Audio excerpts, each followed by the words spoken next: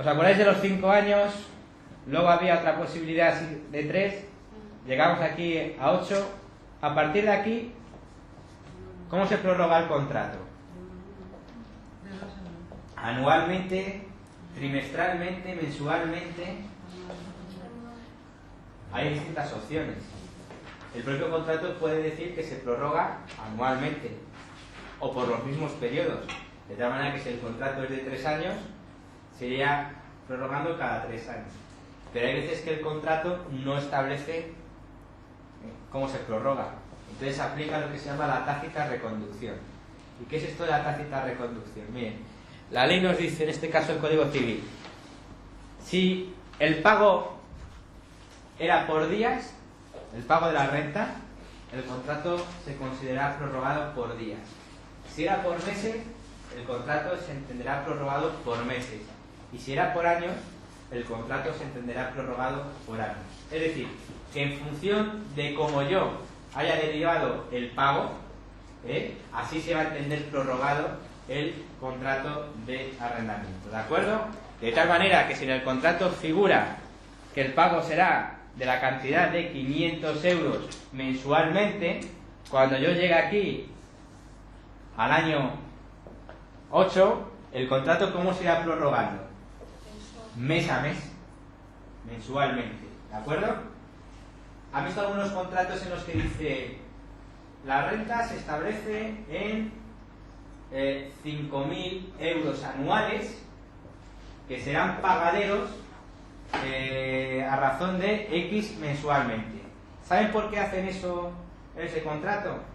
Para, si se aplica la tácita reconducción, al establecer que el pago será de 5.000 euros anuales, el contrato se vaya prorrogando como anualmente, en vez de mensualmente. ¿Vale? Ese es el matiz. ¿Alguna duda? En este caso, ¿qué duración hay para avisar que se vaya cuando es un mes?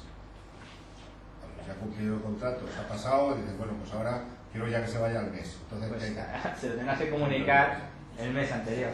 Un mes, claro. Igual también. Sí. Este prórrogo, pero el mes que viene. ¿De acuerdo? Venga, seguimos.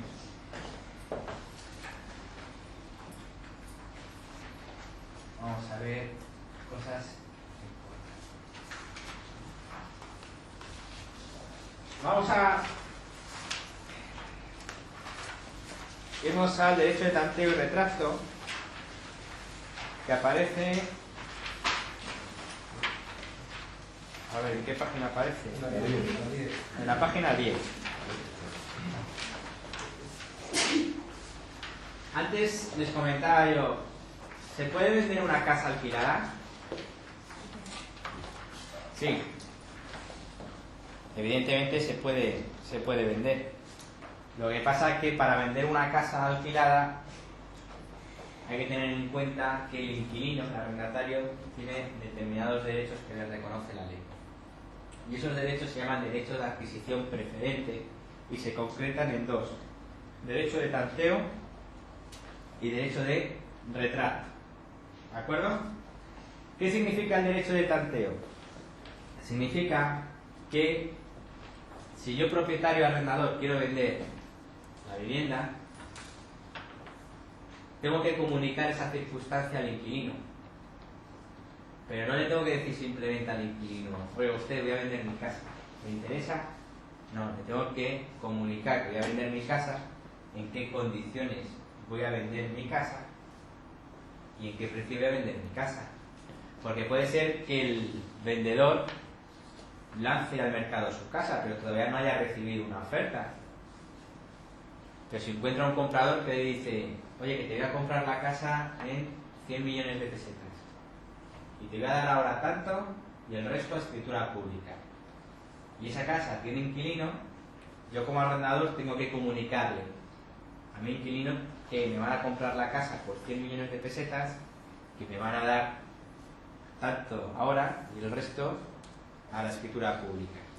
Y entonces el inquilino tiene la posibilidad de, en esas mismas condiciones, quedarse por la vivienda. ¿De acuerdo? Esto es el derecho de tanteo. La ley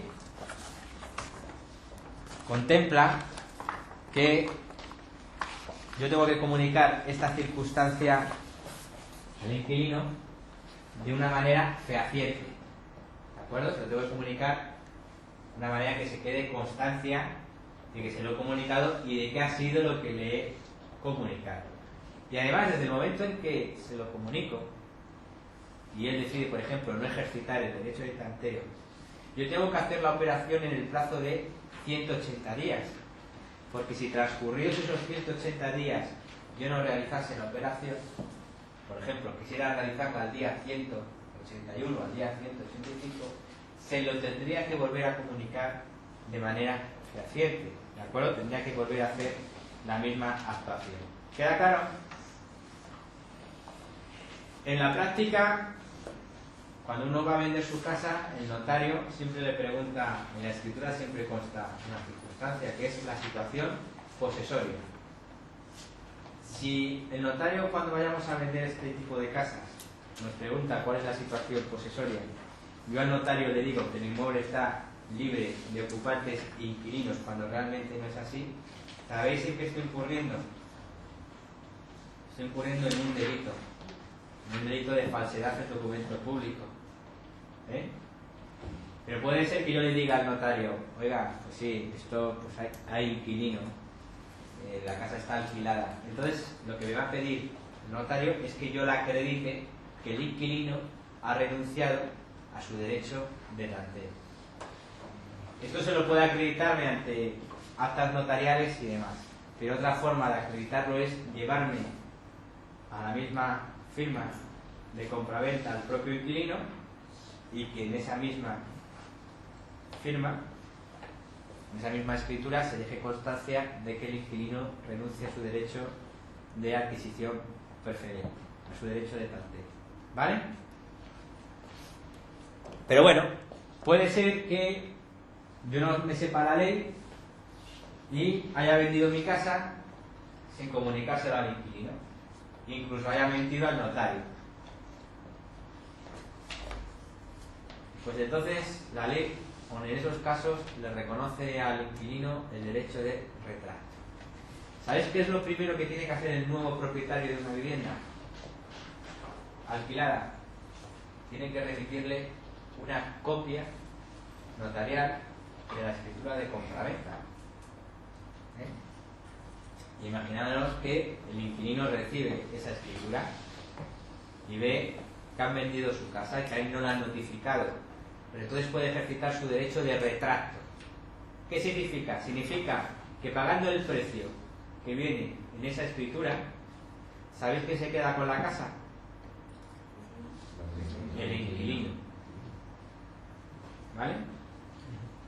Y ahora os voy a comentar un supuesto muy frecuente. Puede ser, he oído, no sé si será cierto, que a veces en las escrituras públicas, pues el precio que pone no es el real. Esto lo he oído por ahí, a mí no me consta, pero puede ser, nunca se sabe. Hay gente para todo. Hay gente que hasta estudia derecho, o sea. Bueno, el caso que, imaginémonos que yo le comunico al inquilino que voy a vender mi casa por 100 millones de pesetas. Y se lo comunico porque la voy a vender por 100 millones de pesetas. Y luego, imaginémonos que llego al notario y misteriosamente aparece en la firma 80 millones de pesetas. Y coge el nuevo propietario, porque el inquilino ya había dicho que por 100 millones de pesetas él no compraba. Y coge el nuevo propietario y le comunica al nuevo inquilino, bueno, al inquilino viejo, que ha comprado eso, lo ha escrito y ve el inquilino, 80 millones de pesetas. Vamos a ver, pues a mí este tío me dijo que la iba a vender por 100, veo aquí 80, pues por 80 yo se la compro. Pues pagándole 80 millones de pesetas, que es el precio que consta en la escritura, al nuevo propietario, ¿sabéis quién se queda con la casa? O sea, que el que pierde es el inquilino. El que pierde es el nuevo propietario, entonces. Claro, el nuevo propietario, fíjate cómo se queda. Moraleja, cuando haya cantidades en B, si es que las hay, que yo creo que es una leyenda, porque eso no existe, no, o sea, no puede haber operaciones con inquilino y con cantidades en vez, porque hay cierta incompatibilidad, ¿de acuerdo? Salvo que diremos al inquilino allí a la notaría y renuncie sobre el precio que conste en escritura, o el precio que conste en escritura sea el que ya le hemos comunicado al inquilino. ¿Queda clara? Sí, una pregunta. Ha dicho que tengo ya que tener vendido el piso. O sea, no puedo decirle lo voy a poner a la venta.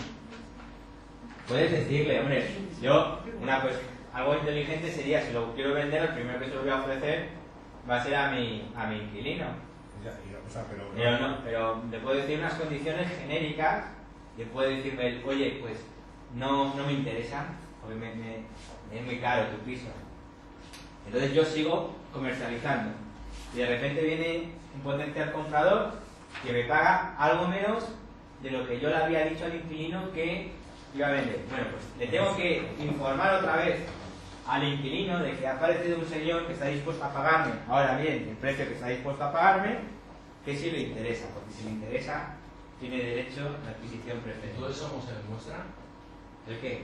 Todo esto, todas esas operaciones, etcétera. De una manera fehaciente, por ejemplo, mediante actas notariales, mediante remisión de escritos con burofax o certificado de texto y acuse Burofax, ¿no? de recibo. Al menos las comunicaciones puedo hacerlo. Lo que pasa es que a veces al notario no le basta. Porque yo puedo ahora mismo hacerme pasar por ti y mandarme un burofax.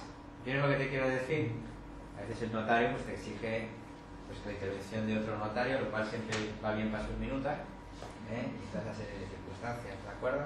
Lo más seguro es que el día de la firma acuda el inquilino y que renuncie allí mismo y se deje constancia de ello en la propia escritura de compraventa, porque también está cerrando la posibilidad del ejercicio de un derecho de retracto, porque él está renunciando a comprar la vivienda en las condiciones que constan expresamente en esa escritura. O sea, se cierra el derecho de retracto y a continuación se hace la escritura de la... No es que se cierra automáticamente porque al renunciar a su derecho de tanteo en la propia escritura, está renunciando a ejercitar ese derecho en las condiciones que figuran en la propia escritura. Luego no va a poder ejercitar derecho de retracto alguno. Y el comprador podrá hacer uso de ese piso cuando hayan pasado los 5 años en caso de que el inquilino Claro. no se quiera ir. Claro, se han pasado, hasta que no pasen esos 5 años, el inquilino Sí, el comprador no puede hacer, aunque sea el piso suyo, escritura a su nombre, no puede no puede hacer nada. Lo único que ahora tiene derecho es a las rentas. si se pone un piso en venta y pone ocupante o usufructuarios, ocupante o usufructuarios, ¿cómo queda eso? ¿Cómo queda aquí? O sea, cuando se pone en venta un piso y te dice ocupantes o usufructuarios. O sea, que hay un usufructuario. Sí. Bueno, pues hay un usufructuario. Por cierto, esa es buena pregunta, porque ¿qué es un usufructuario? El derecho a disfrutar del piso. Usar y a disfrutar. Esto de disfrutar significa que tiene derecho a los frutos. Y de una vivienda en un cuarto piso, pues los frutos no son las naranjas ni las manzanas. Los frutos son las rentas. ¿Qué os quiero decir con ello? Que un usufructuario, fijaros, puede alquilar. Porque es titular del uso y disfrute. No solamente los propietarios pueden alquilar, también pueden alquilar los usufructuarios. Eso no sería un subarrendamiento. No. Un subarrendamiento es que el inquilino Lo alquila a a un tercero. un tercero, parcial o totalmente. Pero el título en virtud del cual él lo cede a un tercero es el alquiler. Pero el usufructuario no ostenta la posesión del inmueble en virtud de un título de alquiler, sino en virtud de un título de usufructo. Y el usufructo es un derecho real. ¿Vale? O sea, podría alquilarlo. Podría alquilarlo perfectamente. O sea, que si compra- Ahora bien, si alquila un usufructuario, lo que sucede es que una vez que cesa ese derecho de usufructo, automáticamente se extingue el contrato de arrendamiento. ¿De acuerdo? Además, los derechos de usufructo en muchas ocasiones, en los habituales, son vitalicios. De tal manera que uno puede continuar en el uso y disfrute de una cosa, que puede ser un bien inmueble perfectamente, durante toda su vida. Fíjese que comprar una casa con un ocupante usufructuario... Depende de la edad y de las enfermedades. Lo que te vaya a durar. Todo del ocupante, ¿no? Porque es ocupante de 150 años con 58 bypass y tal, es un chollo, porque al haber un usufructuario estará la casa más barata. Se le pega un susto y Aquí solo hablamos del método legal. ¿Vale? ¿Alguna otra duda? A la compañera que está mirando dice... Si el dueño hipoteca su piso y al inquilino, ¿qué le puede pasar? ¿Le pasa algo o no? Si el propietario alquila su piso durante los 5 años, imagínate, deja de pagar yo constituyo una hipoteca. Engaño al banco primero, porque al banco le digo que la casa era para vivienda para mí. Y una vez que le he sacado la pasta al banco, la alquilo. Y una vez que han pasado 5 o 6 meses desde el alquiler, dejo de pagarle al banco. Es decir, que soy todo un profesional. Y el banco evidentemente dice, pues voy a ejecutar la hipoteca. Pero hay un inquilino dentro. ¿Puedo echar el banco al inquilino? No. El inquilino se tira ahí sus 5 años porque así se lo reconoce la ley. Y el inquilino paga el banco, entonces. El inquilino no, el inquilino paga al arriendo, al arrendador, que puede ser el banco o puede ser un tercero que se haya adjudicado la vivienda cuando el banco ha procedido a su ejecución. Que yo ejecuto, saco la casa a subasta, ¿vale? Y la alquila un señor de Pamplona y la casa está en Cádiz. Bueno, pues el inquilino de Cádiz, que había alquilado la casa a otro señor de Cádiz, pues ahora le tendrá que pagar las rentas al que se la ha adjudicado el banco que vive en Pamplona. Y podrá tirarse ahí los 5 años. Si se la quedará el banco. Y si se la queda el banco, pues al banco. Fijaros lo que os hablaba antes. Cuando se trata de vivienda, el inquilino realmente tiene un régimen privilegiado. ¿De acuerdo? Pero siempre que estemos dentro de estos 5 años, de prórroga legal. Supuesto práctico. Celebro un contrato de arrendamiento por 10 años. ¿Es posible o no es posible? Sí, es legal, ¿no? Los 5 primeros y los 5 segundos. Dejo de pagar la hipoteca y me ejecuta el banco al 3er año. ¿Qué puedo estirarme yo aquí? ¿Hasta 10 años? Porque el contrato he dicho que tiene una duración de 10 años. Hasta el 5.º año. Aunque me restasen otros 10 años en virtud del contrato que hemos firmado nosotros, se entendería por extinguido. Salvo que este contrato de arrendamiento estuviese inscrito en el registro de la propiedad. Entonces, el banco, quien fuese, sí tenía que aguantarme 10 años. ¿Y si en vez de ser el Vale. primer año es en el 7º? El contrato queda extinguido automáticamente. Automáticamente, ¿no? Automáticamente.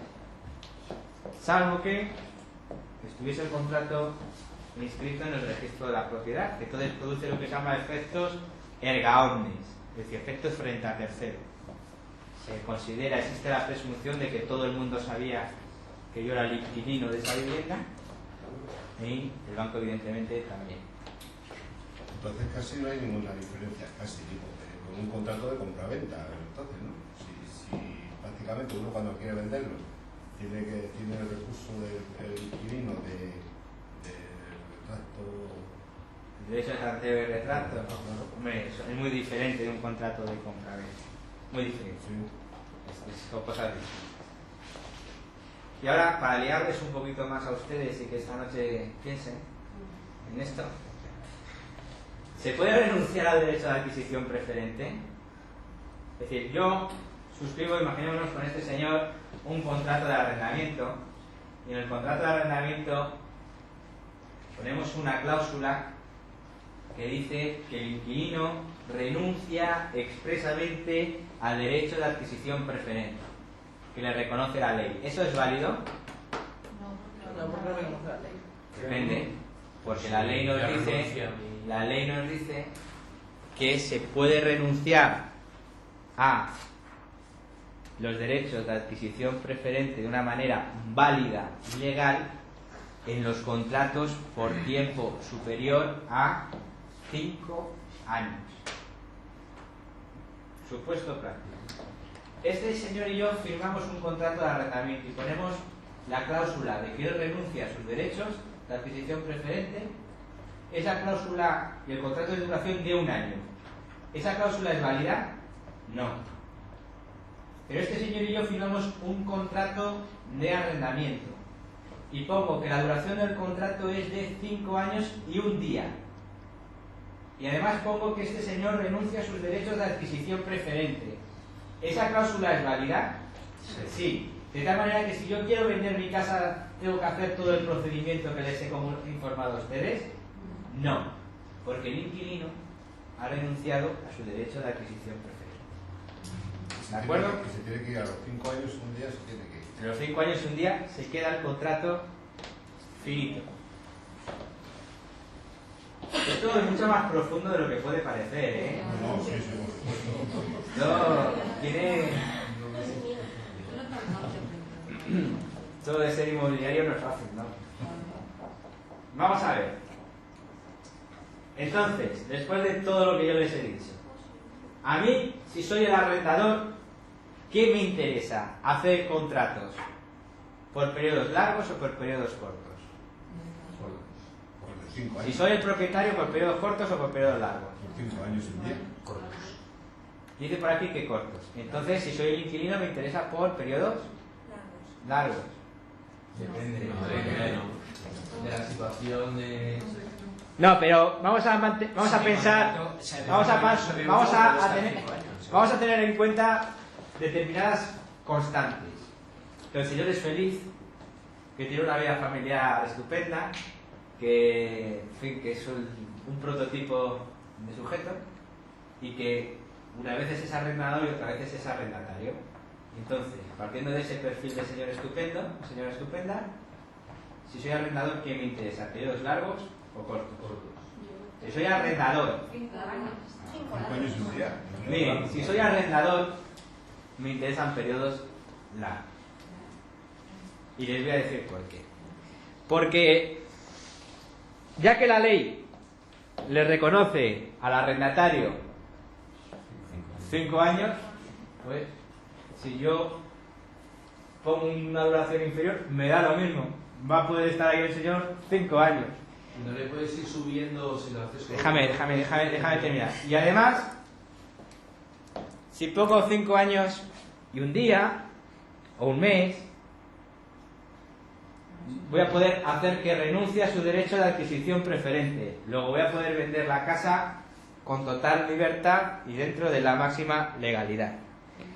Y además, si pongo un contrato de 5 años y 1 día, si el inquilino se quiere ir a los 2 años, pues ¿ha incumplido el contrato? Sí, le voy a poder pedir incluso una indemnización por daños y perjuicios. ¿De acuerdo? Y ahora, soy el inquilino.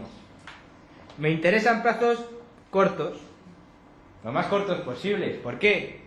Porque el contrato se irá prorrogando año a año hasta un máximo de 5. De tal manera que yo, cada vez que lleguemos al año, voy a poder decirle al arrendador: adiós, señor, me voy.